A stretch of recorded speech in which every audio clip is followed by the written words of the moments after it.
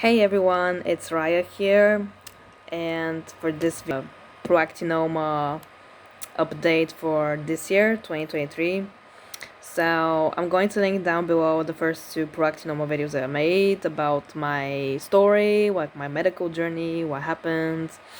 Long story short, if you're new to me, I got diagnosed with a benign tumor on the pituitary gland. It secretes too much of the hormone prolactin, and it's called Prolactinoma. Back in late 2015, when I had graduated my university degree and I was about to start my career, and it was confirmed in early 2016 and I have it. And then I started cabergoline, which was my medication. They thought that my tumor was not big enough for surgery, so I didn't get brain surgery. Instead, they thought it would be better for me to drink the medication, and it was going to shrink the tumor until it was gone. And that happened. The side effects were really hard to deal with the first 3 years, but after I got used to it. And yeah, now I feel a bit better. Definitely to feel better than in 2015, 16, 17, whatever. Back then I was not okay. Definitely not okay. And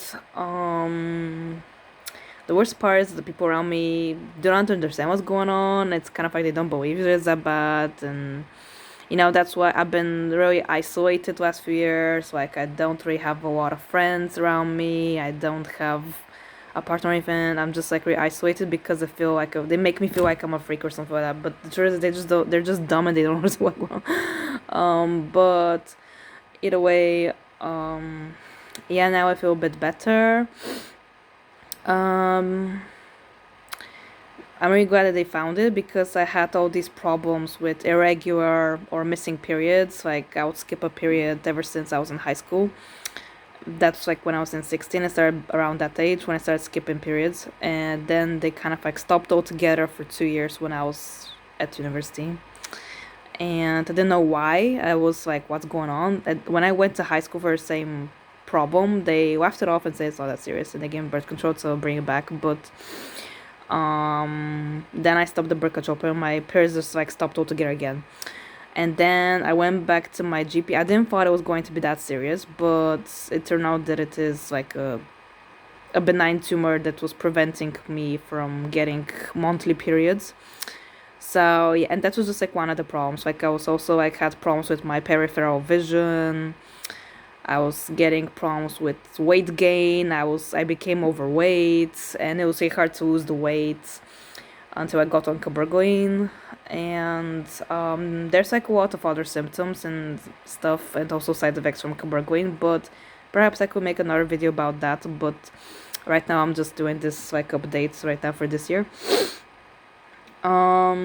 So basically last year's MRI showed that my tumor is still there, but it shrank to a barely seen on the MRI size, and my blood tests are okay. My prolactin levels are normal, so is my TSH, and last year my hemoglobin was a bit higher than usual, but this year it shows it's kind of in the middle, almost on the edge of becoming too much. So it's kind of almost, kind of on the edge. But this year's MRI shows that my tumor is not visible anymore in the MRI. And my doctor said, even if the results are good, it's still there. So I cannot stop cabergoline for another few years until they confirm that it's gone forever. And it's almost this is the 8th year that I'm doing this treatment. So it's been 8 years since I got diagnosed with prolactinoma and I started this medical treatment.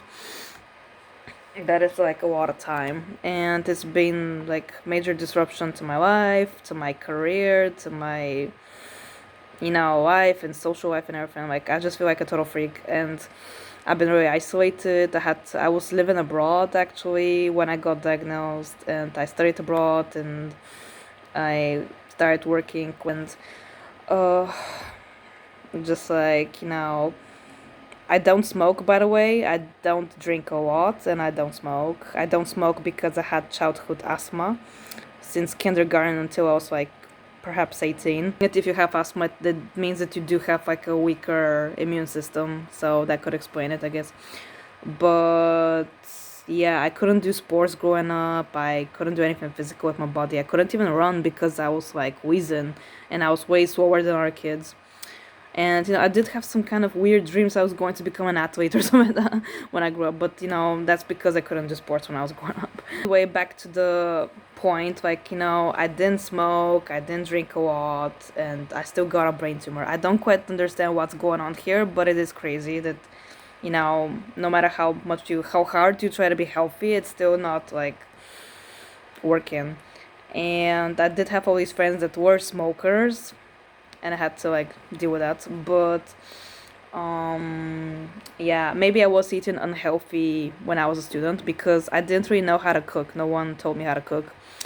And I did learn basic meals back then, but I didn't have enough money. I wasn't making enough to eat healthy, so maybe I was eating more junk food as usual. But it doesn't say prolactinoma is caused from junk food. It says it's from like too much stress, apparently.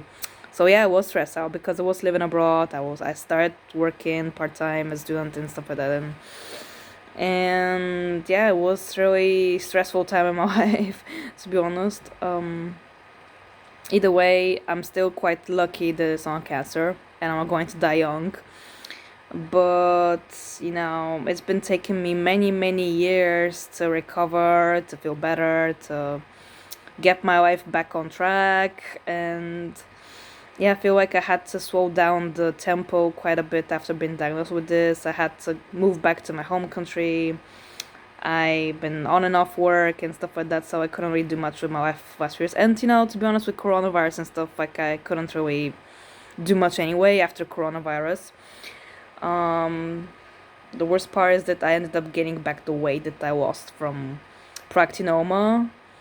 I lost it for 4 months in 2016 thanks to cabergoline side effects, but after after 2 years of COVID and lockdowns, like I couldn't go to the gym anymore for at least 2 years, and I ended up gaining back the weight, so it's back to square one. So that is quite demotivating about your weight loss journey. Definitely, I felt demotivated and like it's just I'm never going to be skinny. But my weight gain is from medical conditions. It's not from like it is from medical conditions legitimately, either from prolactinoma, from my thyroid, or from COVID. This last like 2 years of lockdown, and ever since then it's been really hard for me to lose all this weight from lockdowns. So yeah, in case, because some people were kind of like commenting on my weight after coronavirus, I'm just like this is the reason why I'm overweight right now. But I'm working on it, but it's really hard, especially when you have medical conditions. It's really hard to be skinny, because the illnesses just cause weight gain, like I mean. Either way, back to the point. So this year's MRI shows good results. So the tumor is not visible on it anymore, but last year it was. And even though it was like a way smaller tumor, because the medication shrank it. So even if it shows good results on MRI, I cannot stop cabergoline for another like 2 or 3 years. It has to show the same result for another few years until I can be pronounced as recovered. And I've read somewhere that it can still reoccur a few years after you stop cabergoline, so you never know. And right now I'm just like accepting the fact maybe this is going to be for the rest of my life, and that's fine. That's fine. Last year I told me I could have Hashimoto's, but it's not like confirmed yet. And this year they looked at my thyroid and they said it's okay. The structure just changed a bit, but it's okay. And my eyesight is okay. They did some eye exams on me as well. I used to go to echocardiogram in the beginning to check my heart valves because cabergoline was, could have damaged my heart a bit, but everything was okay. And that's like the first few years. I haven't had an echocardiogram in years now. And last year they checked my eyesight. Every year they check my thyroid. And I get an MRI done. I get blood tests done every few months and stuff like that. So that's like what my whole treatment is. And yeah.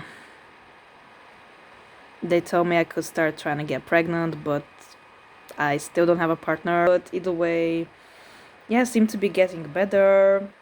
I'm almost recovered. Um, every year I go to the capital because the best endo is there, the best endo for pituitary tumors, and that's just like once a year. And otherwise, I used to go to endocrinologists in my hometown, but they're not specialists in pituitary tumors, so they don't really know much about it. So that's why last couple of years I've been going to the capital instead for the best endo who specializes in pituitary tumors. And yeah, I changed a lot of doctors because it's very hard to find the right one, the one who knows the most about the condition. But this is like the fourth endocrinologist that I'm with, so yeah, I'm quite happy with her. She seems to know what's going on. She is really specialist in pituitary tumors and prolactinomas especially.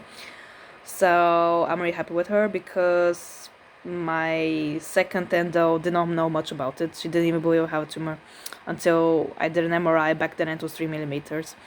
And then she's like, oh shit, you do have a tumor. So yeah, I ended up changing her because she really didn't know what the fuck to do and what was going on. I went to another endo. He was Armenian, by the way. I went to another endo in the same clinic, and he was just like, yeah, it is serious, it is really bad. And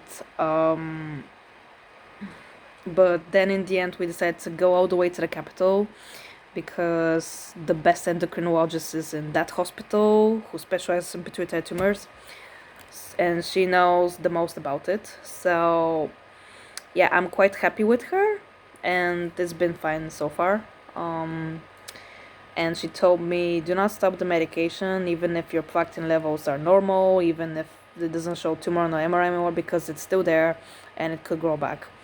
So yeah, I'm not sure if it's going to be a lifelong thing being on cabergoline. I'm quite okay with that, like no worries, but at least I do not need to get my head cut open via surgery, you know what I mean? Like, because I know I've heard some people did have to get that done, and I'm happy that I don't have to get surgery because they would have had to cut my head open, or and there's, if it's smaller, perhaps they like put it through the nose and take it out through the nose and like lobotomy. And yeah, I'm happy that I don't need surgery. But at first I thought it was going to be faster if I had surgery done, but then I met another woman at the hospital who did have surgery. She said it's still growing back, so it's not a guarantee. So I'm quite happy that cabergoline shrinks the tumor for me instead of having to do this messy, very difficult surgery on my head. So yeah, either way, guys, it gets better. Do not lose hope. It gets better and I'm feeling better. I'm almost recovered, almost there, but still quite not there yet, but almost there. Just I think maybe I have like a couple more years or stuff like that, and then we'll see what happens if it's gone forever. But overall, I think it'll take me like around 10 years to recover from prolactinoma. It's been 8 years now since 2015 since I got diagnosed, so it's a really long